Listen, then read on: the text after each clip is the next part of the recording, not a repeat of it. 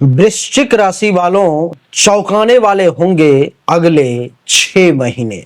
देवगुरु बृहस्पति का मिथुन राशि में हो चुका है प्रवेश। मिथुन राशि में देवगुरु बृहस्पति का प्रवेश हुआ है। इसके क्या प्रभाव होंगे मैं आपको बताऊंगा। मैं आपको यह भी बताऊंगा कि मिथुन राशि में जो देवगुरु बृहस्पति का प्रभाव अच्छा और बुरा होने वाला है, तो बुरा के लिए उपाय क्या होगा। मैं आपको यह भी बताऊंगा कि वृश्चिक राशि वाले लोग कैसे होते हैं, उनकी कुछ गुप्त खुफिया रहस्य से आपको अवगत करवाऊंगा। मैं आपको कुछ जानकारी देवगुरु बृहस्पति के बारे में भी दूंगा। आइए चर्चा को आरंभ करते हैं। हेलो नमस्कार सत श्री अकाल, केम छो, कस्से काय, केरो हाल है, केना छी यहाँ सब, कैसन बानी, हाउ आर यू, कैसे हैं आप लोग, केमो नाचो, वनक्कम, खम्हा गणियोकुम, केमती अच्छंती, की खबर, नमस्तुभ्यं, राधे राधे, राम राम। देवी और सज्जनों, सबसे पहले वृश्चिक राशि के कुछ विशेषताओं को जानने का प्रयास करते हैं। वृश्चिक राशि एक जल तत्व की राशि है, जिसे रहस्यमयी, तीव्र और परिवर्तनशील राशि माना जाता है। रहस्यमयी का क्या अर्थ है? रहस्यमयी का अर्थ है देवी और सज्जनों कि इनके आव भाव को देख करके आप अंदाजा नहीं लगा सकते। इनके मन में क्या चल रहा है इसको परख आप नहीं सकते, और कोई भी निर्णय लेंगे तो बहुत तीव्रता के साथ लेंगे, और अपने निर्णय को ये बदल भी बहुत जल्दी सकते हैं। इनका स्वामी ग्रह मंगल है। यह राशि गहराई, गूढ़ ज्ञान, तप, शोध और मानसिक दृढ़ता से जुड़ी हुई होती है। देवी और सज्जनों, मुख्य गुण की अगर बात करूं तो चुपचाप कार्य करने वाले होते हैं। ज्यादा शोर नहीं करते, ज्यादा शोर शराबा करके दिखावा करने का प्रयास नहीं करते। कुछ लोगों का ये होता है कि काम कम करते हैं और शोर शराबा करके दिखावा ज्यादा करते हैं, जो भाई मैं काम कर रहा हूं। साहसी और निर्णायक होते हैं। ऐसे जगहों पर भी पहुंच जाते हैं, ऐसे जगहों पर में भी चले जाते हैं जहां पर में लोगों का कलेजा काम नहीं करता, हृदय काम नहीं करता, और ऐसे ऐसे निर्णय भी जीवन में लेते हैं। नरेंद्र मोदी को आप देख लें, वृश्चिक राशि नहीं, ऐसे ऐसे निर्णय उन्होंने लिए हैं हमारे भारत के प्रधानमंत्री ने, जो अभी तक देख लो 78 साल देश की आजादी का हो गया, किसी ने भी वो निर्णय नहीं लिए। चाहे वो धारा 370 का हटाना हो, राम मंदिर का फैसला हो, या पाकिस्तान पर में अटैक हो, हमला हो, नोटबंदी हो, कुछ भी जो बड़े बड़े फैसले हुए उसके फायदे और नुकसान की बात मैं नहीं कर रहा, लेकिन जो भी बड़े बड़े फैसले हुए वो उन्होंने लिए। यानी कि निर्णायक फैसला लेने की क्षमता भी वृश्चिक राशि में होती है। आत्मनियंत्रित और गूढ़ विद्या के प्रेमी होते हैं। ये अपने मन पर में, आत्मा पर में नियंत्रण रखते हैं। जो रहस्यमयी विद्या है, गूढ़ विद्या है, उसको जानना चाहते हैं, समझना चाहते हैं, सीखना चाहते हैं, उसके बारे में ये रिसर्च करते रहते हैं। जितने भी वृश्चिक राशि के लोग हैं, आपको ज्योतिष, तंत्र, मंत्र, विज्ञान, जो भी गूढ़ विद्या सब है, उन सबको जानने की इच्छा जो है सो रखते हैं। परिवर्तन और पुनर्जन्म की प्रतीक भी होते हैं वृश्चिक राशि के लोग। एक तो नवाचार से घबराते नहीं, नई नई चीजों को करने से घबराते नहीं, और बहुत सारी ऐसी चीजें होती है जो पूर्व जन्म का इनके साथ साथ यहां तक आता है इस जन्म में भी। जितने भी दुनिया में वृश्चिक राशि के लोग हैं, उन सभी को लगभग पूर्व जन्म की कुछ न कुछ चीजें, कुछ न कुछ कहानी उन्हें ऐसी लगती है कि ये पहले से जानता हूं। इतना ही नहीं, लगभग जन्म राशि जिसकी भी वृश्चिक है, ये मान करके चले, मैं 100% दावा तो नहीं करता, लेकिन ये मान करके चले कि उस व्यक्ति का फिर से पुनर्जन्म मनुष्य में हुआ है, इससे पहले भी वो मनुष्य ही था। कभी कभी कटु या प्रतिरोधी भी बन जाते, बहुत तीखा बोल देंगे, कड़वा बोल देंगे, एकदम एक्शन में आ जाएंगे, आपको लगेगा कि ये तो मेरा दुश्मन है, ऐसा भी देखने को लग सकता है। ये तो वृश्चिक राशि के बारे में दो चार बातें हमने बताई जो जहां से याद आए। देवगुरु बृहस्पति के स्वभाव और स्वरूप को भी थोड़ा सा समझ लें आप। देवगुरु बृहस्पति को ज्ञान, धर्म, नीति, संतान, शिक्षा, शास्त्र, धर्माचार्य और वित्त का प्रतीक माना जाता है। जब ये शुभ स्थिति में होते हैं तो ज्ञान, धन, धर्म और प्रतिष्ठा प्रचुर मात्रा में व्यक्ति को प्रदान करते हैं।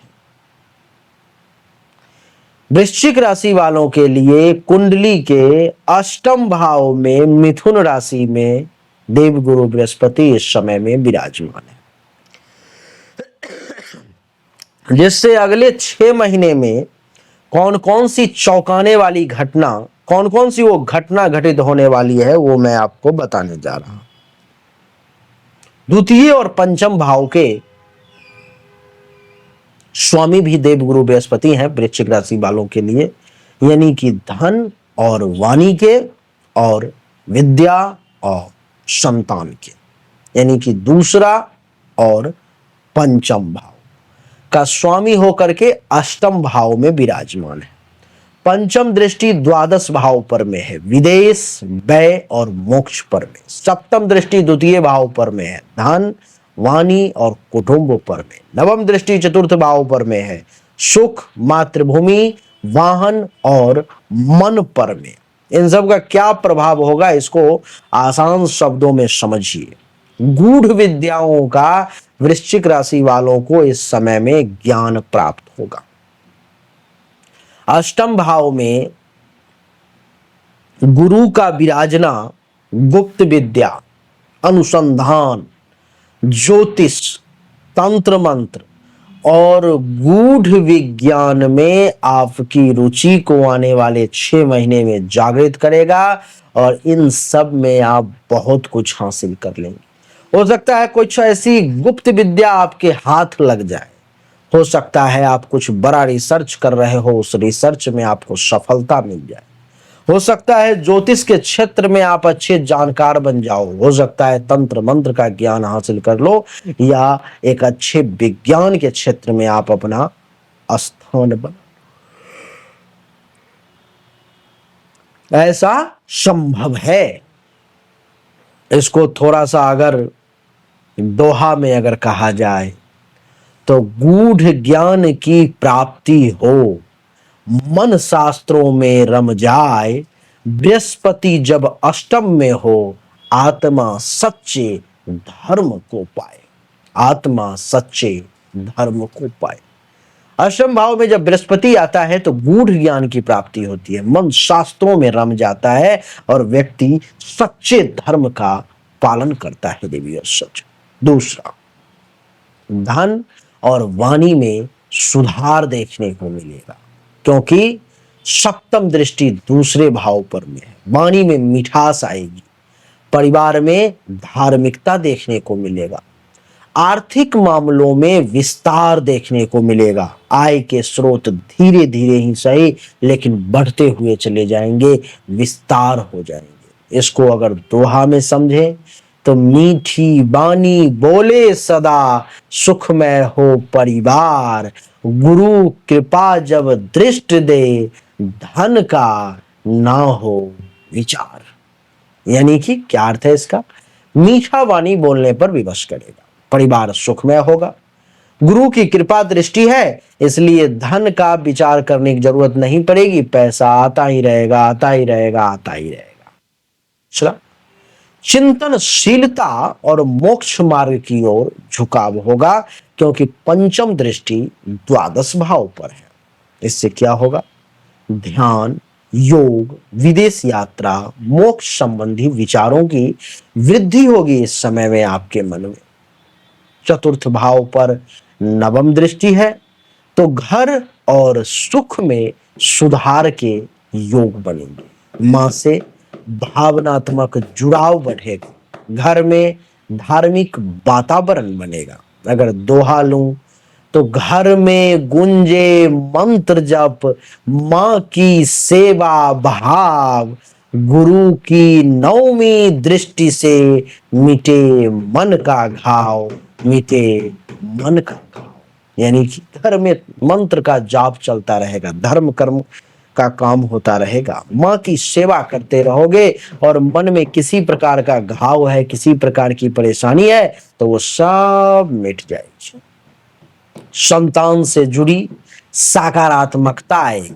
पंचम भाव का स्वामी अष्टम भाव में बैठकर कर्मठ संतान को बनाएगा। शोधकर्ता संतान या संतान से जुड़े गुप्त लाभ आपको प्रदान करेगा। आपका संतान या तो कर्मठ हो जाएगा या रिसर्चर हो जाएगा या कुछ बढ़िया बड़ा लाभ प्राप्ति करने वाला संतान आपका होगा इस समय में। देवी और सज्जनों, आपकी जानकारी के लिए बता दूं कि अष्टम भाव में बृहस्पति का बैठना, अष्टम भाव आयु का भी भाव होता है। गूढ़ता, अनदेखी संपत्ति, जीवन के रहस्य, शोध, पुनर्जन्म और अप्रत्याशित घटनाएं भी अष्टम भाव से देख करके ही जानी जाती है।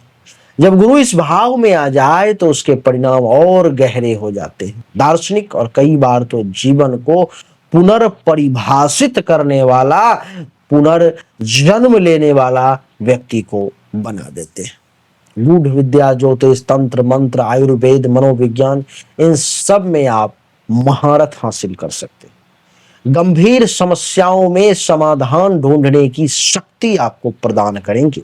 इतना ही नहीं, दूसरों की गुप्त समस्याओं को समझने और सुलझाने की क्षमता आपके अंदर आएगी। जीवन शैली में अनुशासन और स्वास्थ्य पर सतर्कता बनाए रखें। अचानक से धन लाभ या बीमा उत्तराधिकार से भी लाभ मिल सकता है। देवी और सज्जनों, नकारात्मक पक्ष की अगर बात करूं तो थोड़ा सा दाम्पत्य जीवन में गुप्त तनाव देखने को मिल सकता है। इस समय में विदेश यात्रा के भी योग हैं। ध्यान, जप, तप, साधना, इन सब में रुचि पैदा होगी। खर्च में भी लेकिन वृद्धि हो सकती है, लेकिन सबसे बड़ी बात कि वो पैसा धर्म के क्षेत्र में जाएगा। वाणी में मधुर और संस्कार देखने को मिलेगा। धार्मिक पारिवारिक वातावरण रहेंगे। गुरु मंत्र और वेद शास्त्रों के पठन पाठन से आय का साधन बढ़ेगा। इस समय में घर में धर्म, पूजा, शांति और सकारात्मक ऊर्जा का वास होगा। मातृभक्ति और उनसे गहरा संबंध देखने को मिलेगा। वाहन, भूमि और घर संबंधी मामलों में भी लाभ मिलेगा। माता की ओर से धार्मिक या पौराणिक ज्ञान की प्राप्ति भी होने के योग बन रहे हैं। इस समय में वाणी में गहराई और रहस्य देखने को मिलेगी। वाणी से गूढ़ बातें निकलती हुई प्रतीत होंगी। कभी कभी परिवार से दूर होने या संघर्ष का भी योग बन सकता है। उच्च स्तरीय शोध या रहस्यमयी विषयों में आपकी रुचि जागृत हो सकती है। संतान से गूढ़ संबंध या संतान के लिए कुछ चिंता आपके मन में आ सकती है। शिक्षा का रुझान गूढ़ या चिकित्सा विज्ञान या मनोविज्ञान की ओर भी आपका मन जा सकता है। कुछ उपाय की अगर बात करूं तो इस समय में ओम ब्रीं बृहस्पते नमः मंत्र का अगर आप जाप करते हैं तो आपके लिए बहुत अच्छा रहेगा। बहुत बढ़िया समय है। इस समय में ये समझो कि एक एक चीजें चमत्कारिक ही साबित होने वाली है। उम्मीद करता हूं कि ये छोटा सा वीडियो आपको निश्चित तौर पर में अच्छा लगा होगा। अगर आपको अच्छा लगा, पसंद आया, इस वीडियो को लाइक करें, शेयर करें, चैनल को सब्सक्राइब करके इसके बेल आइकन के बटन को दबाएं। और देवी और सज्जनों, एक बात बता दूं कि ये एक सामान्य राशिफल है।